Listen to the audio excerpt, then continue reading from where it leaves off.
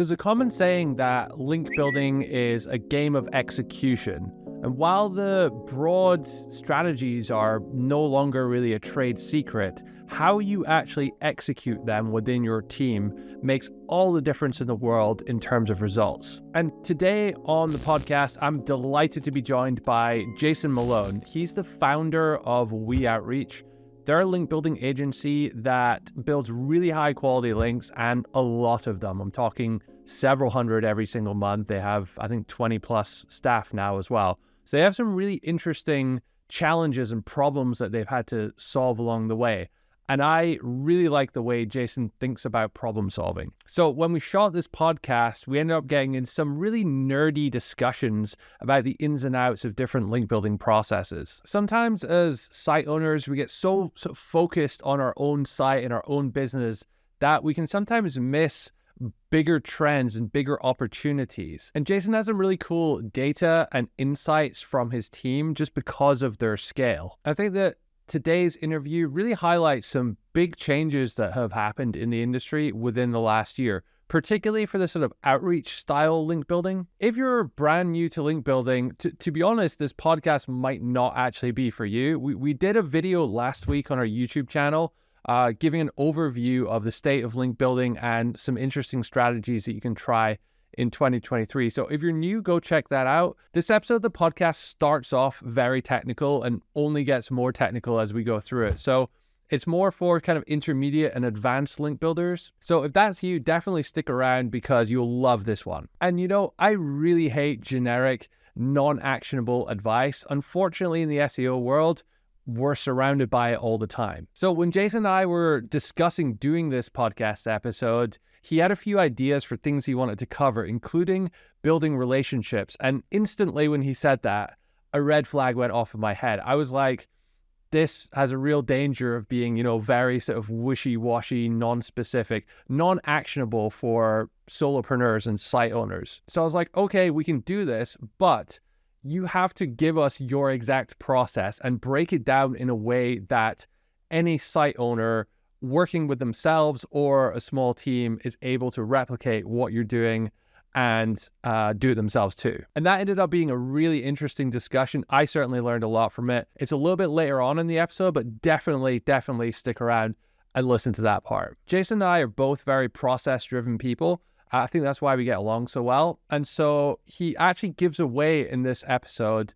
a number of tools that they use in their team to kind of streamline their link building process. Like one of the most difficult things when you have a team of people, when you're trying to teach them what sites you want links from and what sites you don't. Okay, there are the obvious cases, which are obviously good sites and obviously bad sites. But more and more in 2023, there's this like big area in the middle that's like, well, it's okay, it could be, maybe it's not, or maybe they're doing some stuff to kind of mask what's really going on, behind the scenes. And usually the only way that you can teach a new link builder or a junior link builder how to make that sort of, decision is through experience. And it takes a long time to do that. And what I found fascinating was that Jason has developed this tool. I mean, it's a spreadsheet. It's not really a tool, but you put in a bunch of data, like quantitative data, and it gives you this like grade score, which I found really interesting. He says it works 90% of the time for 90% of cases, which is a pretty damn good start for a quantitative tool that's so easy to use for a junior link builder. So you can get that tool in this podcast. He also gives away their entire blacklist of sites that they've deemed low quality that they don't want to get links from. So, I mean, you have to be running a blacklist if you're doing any kind of link building. So, you can get that list rather, and just stick it on the end of your blacklist and make your process much smoother. So yeah, really good episode we've got coming up. A lot of interesting discussion and debate. And it also ended up being quite a long episode as well. So a ton of value in here. I'm not going to tease you anymore. Let's get started. Let's get into it. Stick around. Welcome back to the Authority Hacker Podcast. Jason Malone, how's it going? It's going well. Thanks, Mark. Thanks for having me. I'm glad I'm the one that gets to ask that question and make someone else awkward for a change rather than it being Gail inflicting that pain on me. So yeah, someone else knows how it feels. It's June. It's 2023, Jason. It's been, I think, 4 years since you were last on the podcast here. Now, a fair bit, I think it's fair to say that a fair bit has changed in link building, but a lot's also stayed the same. So can you give us a bit of an industry update of what is working in link building in 2023? Yeah, sure. So what stayed the same is like, it's still just one big numbers game. The inputs that go into your campaigns, like prospects and like writing compelling messaging, like sending like decent volumes of emails, all of that is pretty much the same. And I think the big difference these days is it's actually much easier to get like quite a lot of opportunities to build links from these campaigns. Like if anything, I see even more responses to these types of campaigns. But the big thing is that many of those are also from like very low quality websites. So I think there's been like generally a big reaction from the websites on the internet who are just getting like emails day in and day out from people like asking to build links. I think the natural reaction is many of them just like start selling out and start selling links.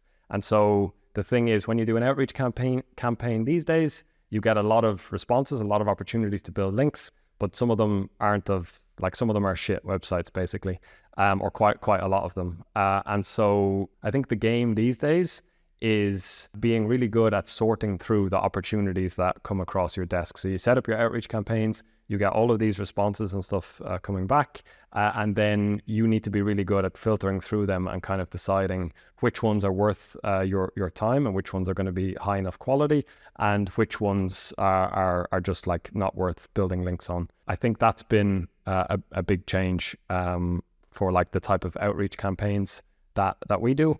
And aside from that, I think it's just still one big numbers game. I don't think it's changed too terribly.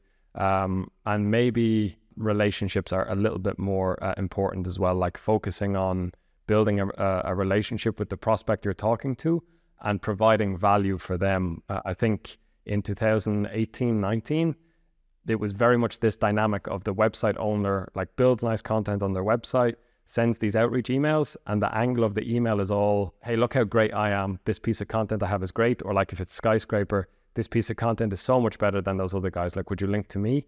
Whereas now it's much more about like, hey, yes, I want a link, but what can I do for you first so that you're going to be happy to give me a link in return? So some sort of value exchange. It's a little bit more transactional. Yeah, I think like every website suddenly, or not suddenly, but now knows that these links are very valuable, and many SEOs, are willing to pay for them or, offer value in some way. So even, you've got the sites who are, let's call them guest post farms of sorts, and we can get into, the ins and outs of that in just a second. But you got those who kind of jumped all over that and were like, let's just make loads of sites and sell loads of links, and that can be our business model. But you've also got the legit sites on there that's like, well, there is some way we can extract value from this and, without selling out or appearing to selling out like that as well. So yeah, I think that's been the big change that we've noticed at both ends of the spectrum as well. Yeah. So I think people have sorted themselves into different categories, like as a reaction to all of this outreach, the high volume of outreach email. As a reaction to that, people have either been completely jaded by the whole thing, like website owners, and just any email that mentions backlink or guest post or link or anything, they just won't engage with any of it whatsoever. They just delete them all. It's impossible to start anything with them. Then there's other ones who've like completely sold out and just like sell links to anyone who has like $50 or whatever. And then there's this sweet spot in the middle of people who they definitely want something as part of the deal, but they also care about quality, and you need something that's worth linking to for them to be willing to work with you. And you also need to give them some sort of value on your side of the deal. So let's just start for the very start of the process in terms of prospecting. Is there anything you're doing in 2023 in terms of finding prospects that you weren't doing 4 years ago, or has anything changed there? Is it largely the same? We think of it as building like a raw prospect list first, and then a lot of the work comes into like how you filter that list after. So building a raw prospect list is like scraping Google for like keywords that are relevant to whatever type of website you're trying to find, or like the more skyscraper style where you build a list of your competitors and you sort of export their backlink profiles, and that's sort of your kind of raw list. So I think that is pretty much still the same way. Like it's very easy to build like a large list of reasonably relevant websites like that. And then in terms of the filtering, I think these days we mix in a lot more like manual checks through all of the websites before we send the campaigns, whereas the pure shotgun way of like 4 years ago when I was last here, it's harder to be successful with that these days. And so I think it's worth doing some more manual processing. Also, like that applies. Are you, for manual processing, you're talking about like filtering out sites which, you know, are just irrelevant, or are we talking about like DR and traffic and that kind of metrics? No, so DR and traffic, yeah, but you can do that in an automated way. So like you get the list, you pull the DR traffic, you filter out whatever ranges you want to go for. For example, I think we'll filter out everything below DR 15 and maybe above DR 80, or if we are going to outreach to ones above DR 80, we do that in as a separate list. And then for the traffic as well, like anything that's less than 500 traffic on Ahrefs, we would remove all of that as well. So all of that is quick and automated. But then after that, yeah, going through the list one by one and thinking like, are these relevant for the campaign we're doing? Do they actually like produce content? Like, is there some sort of page on the website where if they reply to us, like we'll be able to get a link? Do they have a blog or articles or whatever? And then also some other basic things, like when you're doing this manual work, you can also find much higher quality contact information. So that's another thing we put a lot more effort into, not just putting the list through Hunter and going with whatever is like the highest score result that we get back, but actually like look on LinkedIn, like try and find who's like the content person or the best contact there, and then try and find their email address somehow from there. One trick that we use a lot is just to find the person on LinkedIn and then use like an email permutator tool to like get 10 different versions of the possible email address that they might have, try and validate all of those 10 emails. Like 9 will be invalid and 1 will be valid. And then you'll find like this email address for someone that is probably a higher quality contact because it's the exact person that you want to talk to, who's like the most appropriate for your message. But it's also an email address that's not in this like Hunter database. And so probably they get less sort of spammy outreach emails from link builders. And so it's kind of a higher quality contact. So I think in terms of prospecting, that's the biggest difference, just a little bit more filtering and preparation to like finalize the list. Would you describe that then as like a more sniper approach, at least in the prospecting side of things? It's more towards the sniper end of the scale, I would say. So we're still not like customizing the messaging for each of the prospects on the list, or trying to come up with sort of unique ways to appeal to each individual site. So it's more like trying to have sort of a compelling message or template and apply that to like a certain segment of websites. So it's going to be relevant to all of those websites in that segment. So if we were doing outreach for like a photography website, we build a list of a bunch of other photography websites, and then we know like in the template that we can talk about photography type of things because everyone on that list is relevant. And so it's a little bit more towards the sniper side of the spectrum, but still not as far that way as you can go, I would say. Sure. When it comes to sending the messages out, then, like, first of all, what tools are you using for it, and what are you actually saying? Are you going in there and saying, "Hey, we're a link building agency, we want a link," or is it more subtle than that? So we're still using Mailshake. We've tried a few other tools over the years, but Mailshake is just the best. And honestly, I got that like that deal they did somewhere near lifetime deal on AppSumo. The lifetime deal, yeah. So I think at one point we had like 200 email accounts just in this like one Mailshake account. So we've gotten big value from that. But still using Mailshake, I think it's the best. I think the feature set is the best for what we need, and it's just reliable and solid and works well. And what we're saying in the messages, the messaging has gotten simplified over time. So back in 2018, 19, we used to try and be a bit flowery with it sometimes, or a bit creative, or try and have some sort of unique messaging. But these days, it's better to just be direct. Like you said, we're a link building agency, and being clear about that fact, the fact that you want a link up front simplifies a lot of the conversation, because if you try and show them a piece of content and ask oh, what do you think about this piece of content? Then a lot of times you just confuse them and you don't get anywhere with that. So I think it's much better to just clearly state, hey, I want a link. And then, like I mentioned a few minutes ago, a big thing is, yes, we want the link, but what value can we give to you first? And so you kind of set the stage as that, but just try and make them an offer that they would feel stupid saying no to. There's an Alex Hormozy book, $100 million offers. He does it for businesses. That's how he frames it. But I think that's what you should try and do with your link building campaigns too. And the main ways you can offer them value is with cash, with a guest post, or with a link exchange, or a three-way link exchange. And sorry, you just interject. Are you upfront in the initial email saying, hey, do you want one of these three things? Or are you saying, we can make it worth your while? It's something a bit more subtle. We mix it up.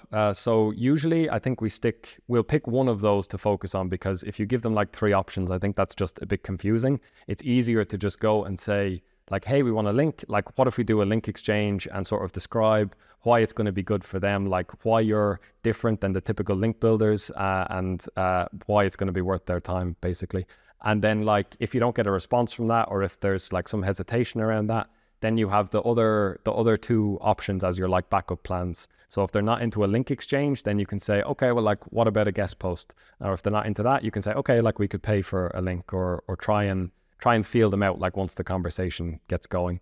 But we'll pick one and be direct in the first email that we send to them. You guys have this fairly simple but fairly well thought out link vetting tool that you use to kind of evaluate whether this is a good link or a bad link. Now, you talked, we'll get into that in a sec, but you talked about this being a sort of hybrid shotgun sniper approach. Are you vetting the sites at that initial prospecting phase, or are you waiting until they reply to do the full, do we really want a link from this site analysis? So we do a light version of the vetting before we send any email. So when we're going through that filtering stage, there's some very simple yes, no answers that sort of any VA with a very small amount of training can do to keep it simple and fast and cheap. Can you give us an example of the types of things that they're looking at there? Yeah, so an obvious one is is the website relevant is the very first one, or do they have a section that is relevant? If we're doing outreach for a golf website, is there some sort of content about golf or sports on the website? Okay. If no, then it's not going to be a good prospect. So just get rid of them. Do they actually produce content? Do they have a blog or an article section or something like that? Or a resource page maybe. If they don't have that, then even if they respond to us and they're into it, there's no place for us to get a link from. And I think those are the two main ones, alongside the DR and traffic filtering. Those are the main ones to get started in that pre-phase. And after that, we'll be more thorough when they respond to us. That's when we do the full check. I love the way you say DR with that Irish accent there. So just to get back to the vetting part, kind of after they've responded, then we talked about this a lot over the last couple of years. With guest post farms coming up a lot, and how do you really identify them? Some of them have gotten really good at disguising themselves, and some people I think are maybe a bit too harsh on some sites. Some people don't really know what they're looking for. How should I, as a site owner, make sense of this? I mean, where do I even start? What should I be looking at? Yeah, so the way that I like to describe this is firstly, simplify it and remember what you're looking for from link building. Obviously, the website that you're trying to get a link from has link juice, or it has the value from the links that it has. And by you getting a link from them, you're looking for a share of that to be passed to your website, which sends a positive signal to the Google algorithm. That's pretty obvious, and everyone kind of knows that. And you can see that by either looking at the link profile itself, or judging. It's not a perfect metric but judging by the DR of the website. The second thing a lot from that is a website can have a really good link profile, but that's useless if there's something happening with Google that is nullifying the value of that link profile. And so you want to look for signals that there's no sort of issue with Google considering the website like to be not worth the links that it has for some reason, if that makes sense. Like there's some reason why they might be nullifying the value of those links. And I think the best way to look at that is with the amount of traffic a website gets and the keywords that it ranks for. And the theory is very simple. And most link building agencies use both of these metrics, DOR, DA, and traffic. But the reason for the traffic is because if a website is getting a lot of organic traffic, then it's a reasonable assumption, I think, to think that Google thinks the website is at least of a reasonable quality because they're willing to send the traffic from their search engine. And the other thing also is if a website is ranking for keywords, that's sort of further evidence of the strength of their link profile. Like the link profile is strong enough to provide enough value for that website alongside their content and their on-site optimization to rank for whatever keywords it's ranking for. So I think that's the first thing is like you assess the amount of sort of link juice potential by either looking at the link profile or the DOR, and then you verify that this is not sort of nullified by Google based on how much traffic the website is getting. The third and final thing after that is thinking about the future value of that link. And there's a risk in the future that Google will nullify the website or the value of its link juice. And my theory about this is that it's more likely to happen if a website has like a really strong pattern of spammy outbound links. And so the way you give yourself insurance for the future is looking at the outbound link profile of the website and looking for like patterns of it linking out to like other shitty sort of spammy places. The theory being that if you build a link there today, maybe the DOR looks good and the traffic looks good. So today, right now, you can verify, okay, Google is sending it a lot of traffic. It's probably fine. Like I should build the link. But the risk is that in the future, as Google continues to iterate and get smarter, that maybe they nullify the value in the future just because the pattern of this website linking out to other low quality places just gets stronger and stronger over time. And the Google algorithm continues to get smarter over time. So that's kind of like looking at the bad neighborhood effect, if you will. Yeah, exactly. I guess we're going to go through like the exact kind of quality tool we use to assess these factors in a few minutes, but we have a really simple way of like simple and quick way of looking at the outbound link profile that is stupidly simple, really. It's like so simple you think that it shouldn't work. I think a lot of people in SEO try and overcomplicate things and come up with sort of complex theories and stuff, but we sort of have the opposite approach of trying to get like the maximum effect from like the smallest, simplest things. And yeah, we have something that works pretty well for that. And one thing, we can go through that. It's just like one thing I noticed is there's a lot of sites out there, and this is one of the kind of early red flags for me, that they cover, business and finance and health and every topic under the sun. My theory is that so they can offer relevant links or guest posts to sites in that niche. What's your approach there? Do you build links on those sites? Like how big of a factor or big of a red flag is that? It's a really big red flag. And so in the tool that we have, there's like one section at the bottom where we'll label whether a website is broadly focused or narrowly focused. And basically we'll like deduct points from our quality scoring if the website is broadly focused for that exact reason that it's questionable like why they would cover so many topics, and it's most likely related to some sort of intention to just sell a bunch of shitty links. And is that like a 5% reduction, 50% reduction in score? Like how significant is it?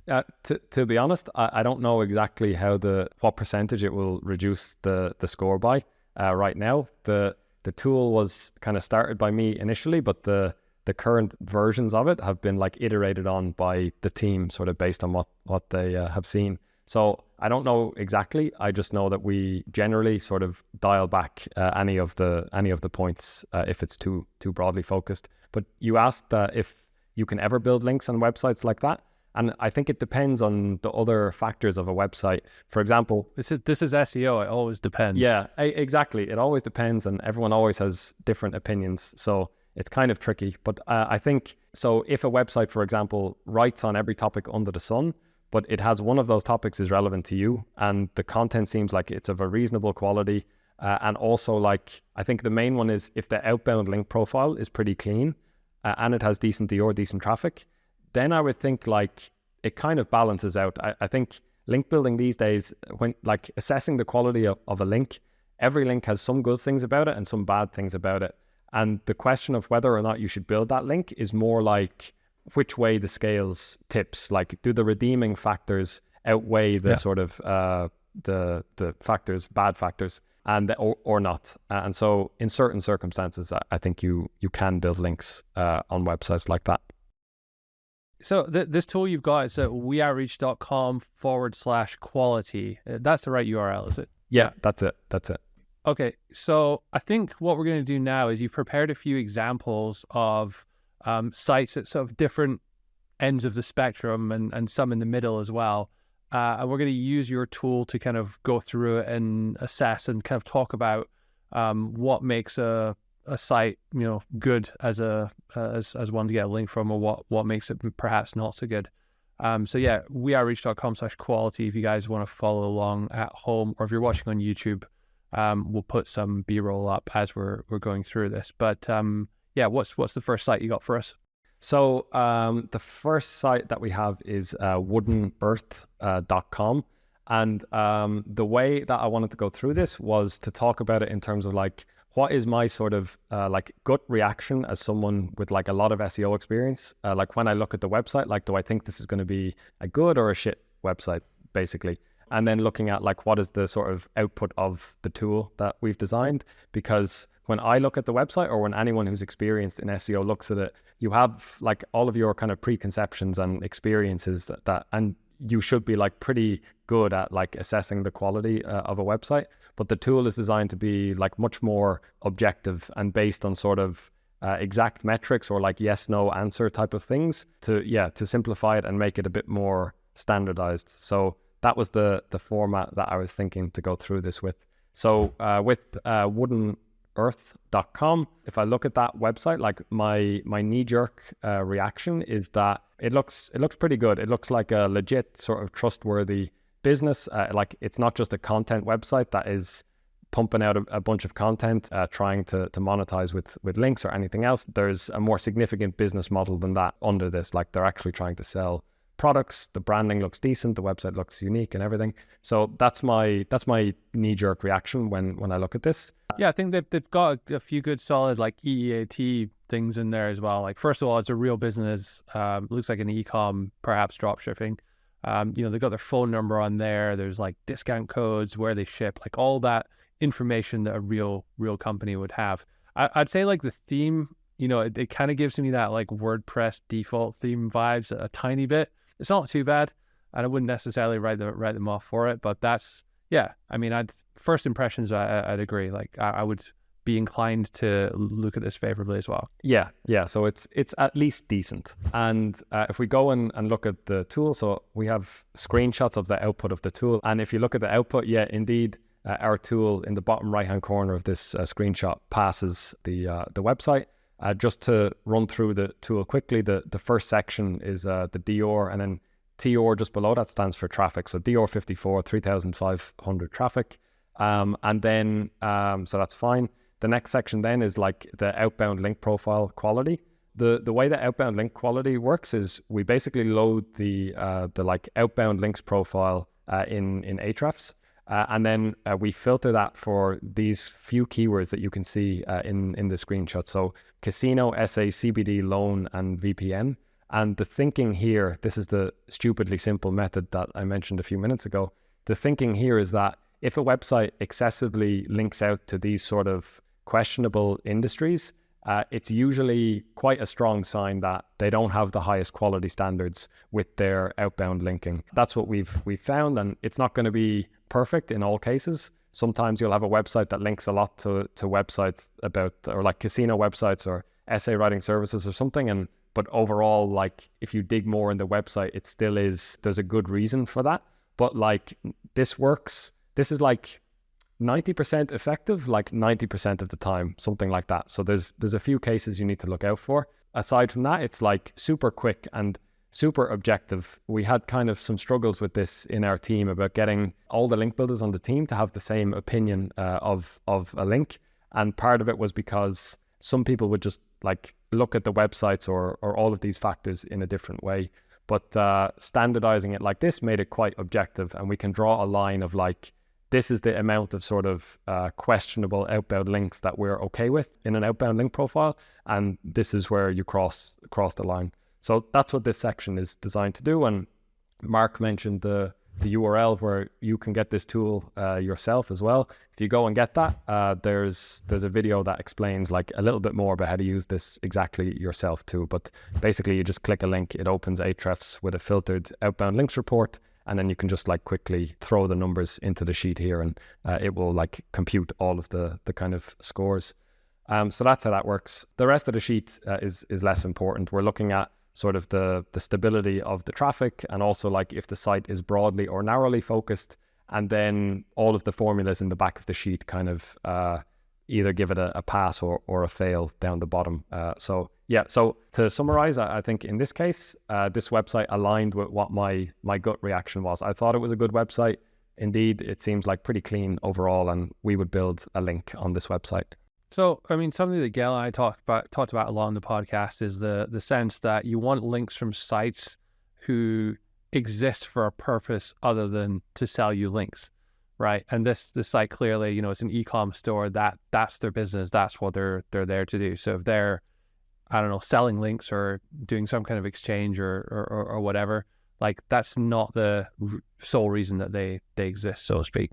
Yeah. I think it helps a lot. As we said, like it always depends in SEO. Like you can definitely build links on like purely content websites as well, but ones that exist purely to sell links, they're going to fail this because of like, they will just link to a bunch of shitty places. No website can have that as like their main business model, to sell links, but then they refuse to sell links to like some of the biggest market segments that want to buy links, like gambling sites, essay writing sites, like all these things that are just sort of questionable and need a ton of links. Yeah, and the companies or the SEO companies doing link building for casino sites, that they'll take any link, like literally any link you can offer them, they'll say yes to it. Yeah. So that the kind of, it was fair to say they're probably the biggest buyers, casino sites of links. I guess so, yeah. I mean, if you look at any sort of typical link farm, it's always like rammed with casino links. So I think that's probably a fair bet. How come you got VPN in there? That sort of surprised me, because I never really categorized them when in the same boat as casino or CBD. Yeah, so that's just one that like the team kind of refined this and put it together. And they found that VPN had like a strong enough correlation with sort of low quality outbound link profiles to be included in there. And I think you're right. Like it's definitely a more legit industry than the other ones, like, and a more reputable industry. But I do still think it has a bit of this thing of like hyper aggressive link building. And I think it's also super competitive. So the people building VPN links, like they're building, links on more legit websites, but a lot of them are also like just building as many links as they can. And it also feels a little bit like a land grab sort of phase in the VPN industry now as well, where like they're not necessarily thinking about the long-term value of the links. It's just, we need any links that can provide any value right now so that we can like get as much exposure as we can, get users on our subscription rather than the competitors. And then, I mean, I guess they have a really long lifetime value, and it's sort of a new thing. Not so much now, but I do still think it's probably a growing industry, probably growing less than it was a few years ago, but I still think like it's growing. So I think that's why it's probably... I think the big thing with VPN is it's so difficult these days to differentiate yourself based on the quality of your content. You go search for, best VPN or VPN reviews or whatever on Google, look at the top 10 pages. All of them are really, really, really good reviews, and they all have used them and have screenshots and have tested them. And there's not really much more to say about it. Like it's not a massively complex product at the end of the day. So I think this is why the only way to differentiate yourself therefore becomes being hyper aggressive on link building. That's probably what led to this. Yeah. And something I sometimes say to clients or anyone talking about SEO is like, you can think of like a very simple SEO formula or like a Google algorithm formula as like content quality / optimization multiplied by topical authority multiplied by links, something like that. If you think about the first two of those, there's only so much you can optimize your article. Like you said, there's only so much you can say about a specific topic that you're trying to rank for. Like there's only so much you can increase the quality of a specific article.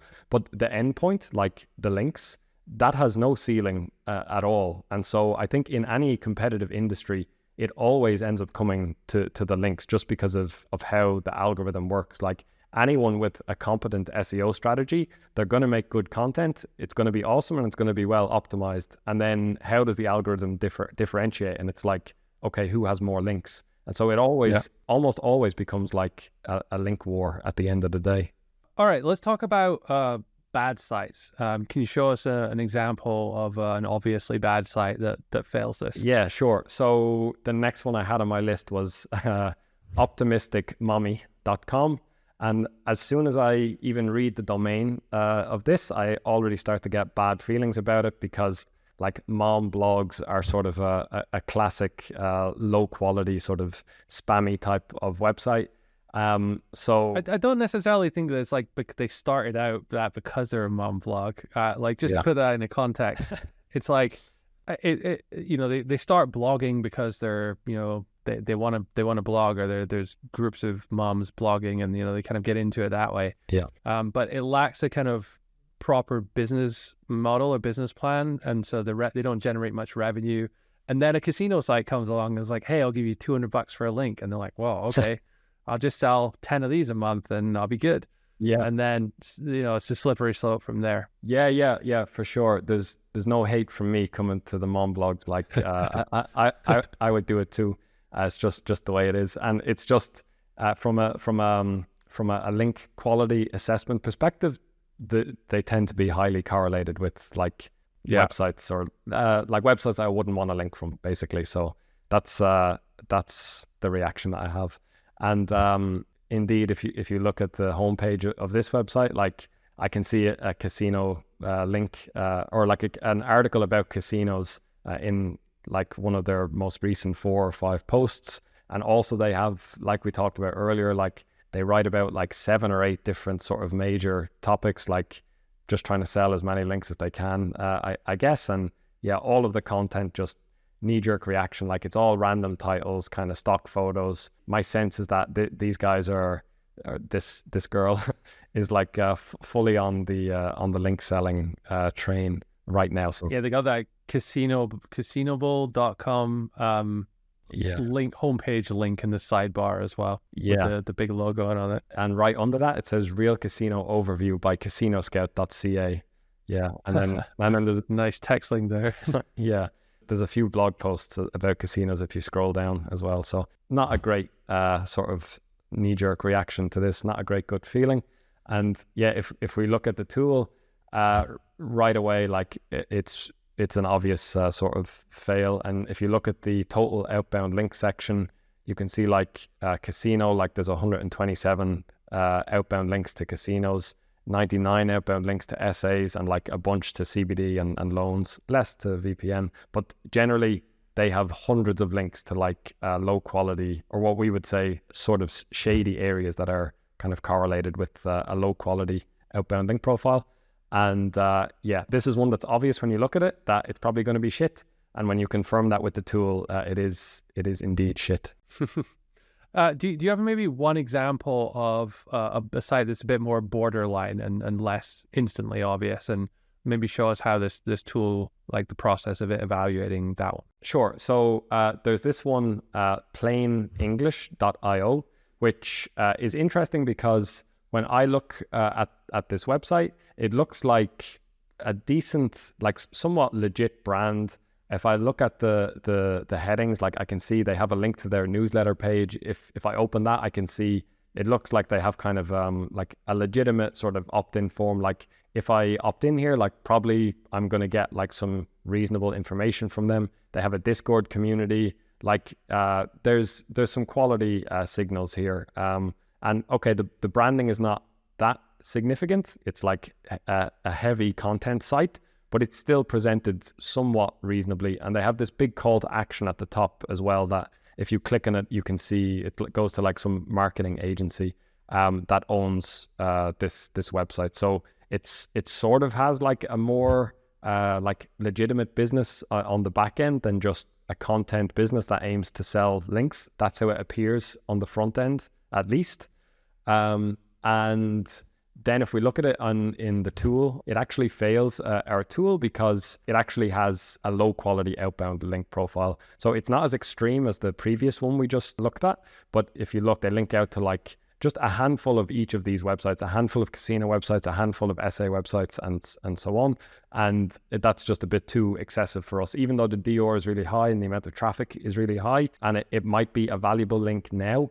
I think this pattern of linking out to low quality places means that in the future, it might not be anywhere near as valuable as it appears now. And so it's a fail based on this tool. And so I think this is an example of one that gut reaction from like an experienced SEO, I would think it seems reasonable. But when I do a proper assessment with the tool, it actually fails. Okay, cool. So that the URL of the tool again is weoutreach.com/quality. And I believe you also have a big blacklist available somewhere on your site as well. Like how many sites are in there, and how did you develop that through this? Or yeah, so it's very closely connected to the quality tool. Basically, we're checking like thousands or maybe some months tens of thousands of links like this with our quality tool. Our link builders are checking the links, and anyone that fails the quality tool, we just add it to a blacklist. And so we have this blacklist that every month just grows bigger and bigger of sites that we've manually checked and that have failed our list. It's at weoutreach.com/blacklist if you want to get access to it. And we basically just built a simple Google Sheets dashboard on top of the blacklist. So you can go like plug in like a list of URLs there. It will compare it to our database and return a report of like, okay, here's the ones that are flagged on our database already. It's not huge yet. We've been pushing it particularly the last few months. So it's growing more and more now. And we're collecting more data every month. So it should get more valuable over time. Yeah, and it's free, so there's no reason not to do that as well. Cool. Okay, so let's talk now about offering value, because I remember when I started building links that you just had to kind of be nice and ask for a link, and that was enough. But those days are long gone now. You talked a little bit earlier about doing link exchanges, building relationships, paying people. Let's get into specifics. So how do we do each of those three things? Okay, yeah. So this should be like the whole basis of your outreach these days, is like, how can I provide value to them? Like we talked about earlier, you should start with like choose one to start, because like it's a basic sort of marketing or copywriting principle, I guess, that you don't want to give someone too many options and sort of confuse them in the process. So it's much better, like, for example, I would choose guest posting or link exchanges as like your one to focus on first. So focus your initial template on either of those things, and then see how they react and take the conversation from there. If they're not into it, go and like offer the other things as a backup. But the key thing is, you really need to delay gratification in terms of getting a link for yourself, and focus on like, how can I make you satisfied and happy first, and then they'll be happy to kind of give you a link in exchange. And what you're going for here is, we mentioned these like three types of websites earlier, like some that have just got completely jaded. They don't give a shit about anyone who's building links anymore. They're not going to respond to you no matter what you do. There's the other ones that are just completely sold out and just like sell links to anyone. And then there's these middle ground ones who they will link to you under certain conditions. And those conditions are like, firstly, you got to be relevant and have something link worthy for them. And the second thing is, you need to provide value for them with one of these approaches. That's, I think, the basis of like successful outreach link building these days. So start with one and offer the others as backup if they're not into that. And like, can we get into some specifics? Like, how much are you paying for links if you are paying for links these days? Like, and have prices been increasing? We definitely pay for links. The prices have not increased that much for quality links. I think the average we pay now is like somewhere between $60 and $100. If there's a particularly nice link, we'll be willing to pay more for it. And there are some links that, because we're an agency and we have limited budget for each client, there are some links that cross our desk that like we can't afford to pay for, just because like they're these like $500, $600 links, but they're on really, really nice websites. And if you have a nice website yourself, or if you're doing link building for your own website, I think it's justifiable to pay that rate for those links. What types of sites are those? Or is it like, and who is it that's offering you that? Is it the owner of it, or is it some like corrupted editor in there? What's the deal? I think it's mostly the owner, or like someone whose job it is at the company. Like they've identified this as part of their business model, like a monetization channel. And also they know their value. So these are people who are in SEO. They understand what makes their website like a high quality website versus like the other kind of shitty link farmy websites. They understand their value. They set the price that they think is worth it. And yeah, most of the times they'll have really high DR, 60, 70 plus. They'll have like tons of organic traffic. And overall, they'll also be like a legit sort of trustworthy brand. And they know they can demand the high rate, and they do. Now, one of the things I liked about you, and I don't know if you did this deliberately with a name like We Outreach, like you actually outreach. Whereas there are, I know you said most link building agencies outreach, but there are a lot out there that they just reuse the same pool of relationships, or probably not even the best word to describe it, over and over again. So, obviously you guys have grown. How many people have you got working for you now? 20 something, I think 23. Wow. Okay. So, and how many links are you building a month now? I think last month we built 417 or something like that. Wow, okay. 400-ish. So some serious volume then. Are you still outreaching for most of those links, or what percentage are coming from, repeat sites that you're building links on? Yeah, so we do outreach for every client, but I think the big thing is we can sort of segment that outreach a lot, because we've been doing so much outreach. Like we've attempted to contact like millions of websites over the last few years, and we have a lot of data we know a lot of times like which ones are just going to reply and say like, yeah, just give me $50, I'll link wherever you want. We also have like this growing blacklist, so we know which ones are like not worth outreaching to anymore. And then obviously we know ones too that are like, okay, they fit into this like this category of website that is willing to link out, but under certain conditions, like I talked about. Obviously, like we recontact those sometimes, and we'll like leverage the existing relationship that we have with them. And like if we've done a link exchange with them before, like we'll say, hey, it worked out great for us both last time. Like, can we do another link exchange with you this time? We have another site that we want to work with, or whatever.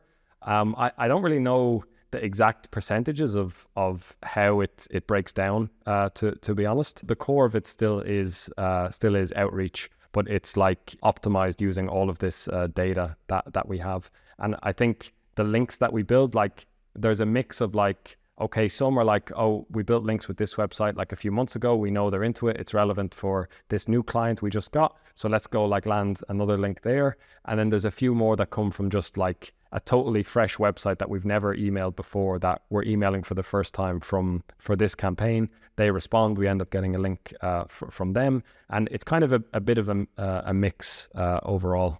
Yeah. As a large agency, you obviously have resources and stuff, and you build these relationships over time. Thinking to the kind of solopreneur who's just started their site in 2023, they're being told, oh, you need to build relationships. But like, I've always wondered when people say that, oh, just build relationships. Like, how do you actually go about building a relationship? Is it just a case of doing one deal, one link exchange, one guest post or something, leaving a positive impression, then trying to go again? Or is there something more to it than that? Well, I think it all starts with like the first deal. The thing you need to overcome at the start is any website that is decent is going to treat you with a lot of skepticism, and their default stance is to not trust you and think you're a bullshitter, and you need to overcome that somehow. That's why I think the best way to start the relationship is to offer them value up front. And like link exchanges are really good for that, for example, because you can sort of present this to them of like, okay, I want a link from you, But and if you're into that, like, cool, tell me and we can talk about it. But to start this, I don't want you to link to me right now. I don't want you to do anything right now. I just want to know you're okay with this, and then I'm going to go and find you like an awesome, or a link from some other awesome website that is just as high quality as yours. I can see that you value that, and trying to frame yourself as like that you're on the same page as this other quality or this other high quality website. Like, hey, we both know all the bullshit that's going on in this industry. Let's you and I take a little step over to the side here and try and do this in a higher quality way and make a higher quality sort of deal. Yeah, you want to try and build those sorts of relationships. And it starts by overcoming this like trust barrier, like their default stance that they just don't trust you. You overcome that first by like doing something for them. A link exchange is a great one, a high quality guest post, like whatever. And then... So would that be something like when you are building a guest post somewhere else, you link to them as well as yourself to kind of add value that way before they have to do anything? Yeah. Or even just like, I think it's worth investing in the relationship up front. So if you get someone who is into that, who will do like a 3-way link exchange, you just go and like find another website and arrange a similar deal. And for example, with like, let's call it website 1, and then you go to website 2 and say, hey, website 2, like if I link to you, will you link to this other website in return? Hopefully you have a high quality website, so you can convince website 2 that they're getting a high quality link from you, and then in return they're happy with that, and then they will link back to website 1, and then that's how you please both of these websites at the start. The way that I would think about it with link exchanges is when you build a really good link for one of them, you overcome this like trust barrier. They start to like you. They realize that you're legit. So this whole framing that you've said of like, okay, we all know this is bullshit. Let's you and I step over here and make a higher quality deal. Now you've followed through on that, and they know that you will like stand behind your word and deliver on what you say. They also now owe you. So like you've built a link for them, they owe you a link. But I wouldn't necessarily cash in on that link for yourself right away. I would actually consider, like, you're probably doing an outreach campaign. You're getting like many of these opportunities coming across your desk. And I would consider using that link that they owe you to like link to someone else and like impress them with another high quality link. And if you do this enough, you start to build up like a critical mass of relationships, of people, of websites where you've overcome this trust barrier and now they trust you. And then eventually you can start to ask for more from them, as in like, okay, let's do another link exchange, but hey, this time could you do the link first? Like maybe you link to me first, and then give me 3-4 weeks, I'll get a link back to you from somewhere else. And they already know you're legit. They already trust you. And then you can start to get more out of the relationships in that way. So I think it's worth investing in that a little bit at the start. And yeah, building up this network slowly but surely. What kind of numbers are we talking about to build up that critical mass? 10, 20? I think you can kind of feel it out, but already at 20, like if you have really good relationships with 20 other high quality websites, that's already a lot for you to start working with. Yeah. And if you think about then, okay, I have these 20 websites now when I do my next round of campaigns, when I promise someone like, hey, let's you and I step over to the side and let's do a higher quality deal. If they agree to that, okay, I'm going to go and like pick one of these from my 20 websites, and I know 100% I can get you an awesome link. Like if you agree to this, I'll get it for you by tomorrow. And it just makes it a total no-brainer for this new website. You overcome the trust barrier with them, and now they love you as well. And then they owe you another link as well, and it just kind of grows from there. So you want to try and be the nexus that connects all of these websites, and you provide value to everyone, and then everyone loves you in return. And it's easy for you to start getting your own links then. It seems certainly for higher quality sites that is a much more compelling, offering of value than, hey, I'll give you $50 for a link kind of thing, because they probably don't want to be associated with, or at least some of them with, selling links. But yeah, getting another link from a DR70 site or something, that they'd be all over that. Yeah, it's much more compelling. And in many cases, it's the only way that you can compel them to work with you and get a link from them. And the other really nice thing is, if they care about links, they care about SEO, and usually they have high standards. And that means that they're like a really good site is one thing, but it also means that they're building their own links most likely over time. And so if you get a link from them over the next 2 years, your link from them is just going to get better and better. And it's like the opposite of like a link farmy type of link, where you get a link from them, and then the next 2 years, that link just gets worse and worse and worse. So I think it's a really powerful way to build really, really good links. And I think it's a trend that's happening in the link building industry now. I think I kind of saw it starting slowly, like 1.5, 2 years ago. But I think it's still building now. And I think we'll see the trend get stronger in the future. And I kind of see how the internet will eventually become like kind of a two-tier society where like nowadays people are still doing outreach and guest posts and stuff like that. But in the future, when everyone is doing like these closed three-way link exchange type of deals, for your website to be successful, like, and get access to these links, you will need to find a way to work yourself into these networks so that you can participate in all of this. And I think if you start working on it now and then build it consistently over time, it can be a real asset over the next few years. Does that fundamentally change your prospecting in terms of, are you looking to contact the SEO manager more than the editor or person that works at the blog or the writer, say?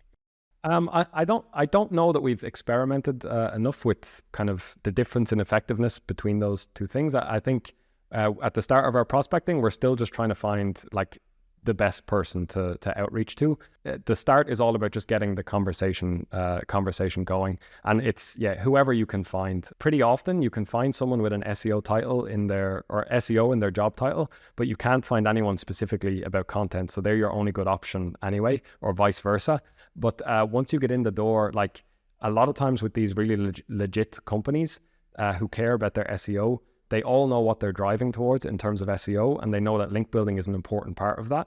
And so no matter who you contact, if you can give them this compelling message about like, hey, I can give you value that like is really difficult for you to get anywhere else, then if it's not the right person, they'll pass it to the right person and they'll CC the person in or something like that. So you do your best with finding the right person, but I think your message and your offer and the value that you can provide is really powerful in this case too.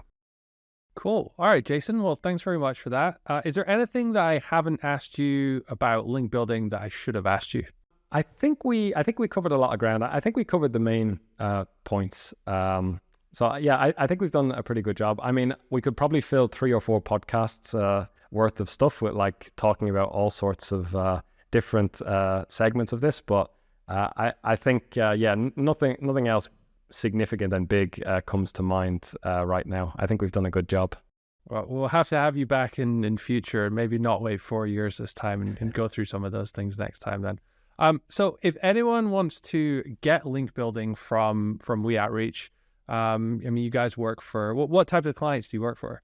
So as some people might know, like we kind of got started in the Authority Hacker Pro community, and we still work with a lot of Authority Hacker Pro members and just people who are aware of your guys' brand in general.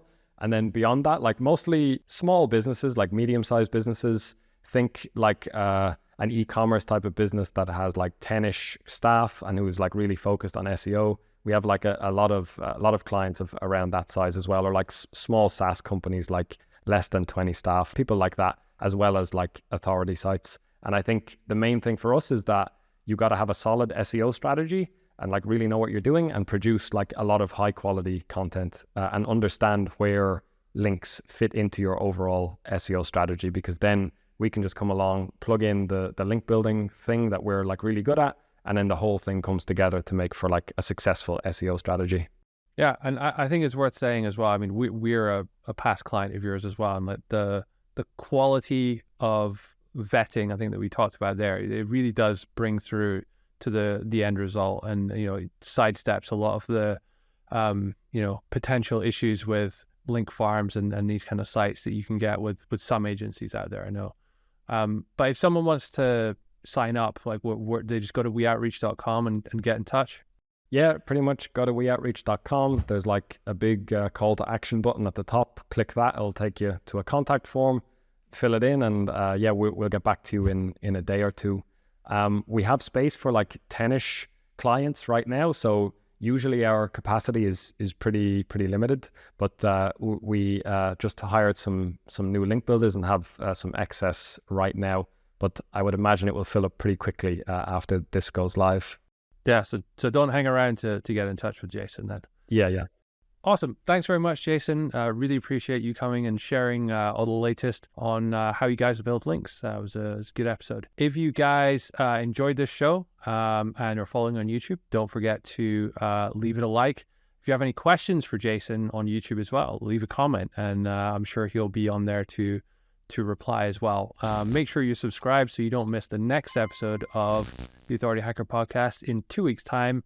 And if you are on YouTube, you will see an actual YouTube video, which is not on the audio feed. So if you're only listening to this on audio, go subscribe to us on YouTube if you haven't already, so you don't miss out on those as well. Other than that, thanks everyone, and we will see you in 2 weeks' time for the next episode.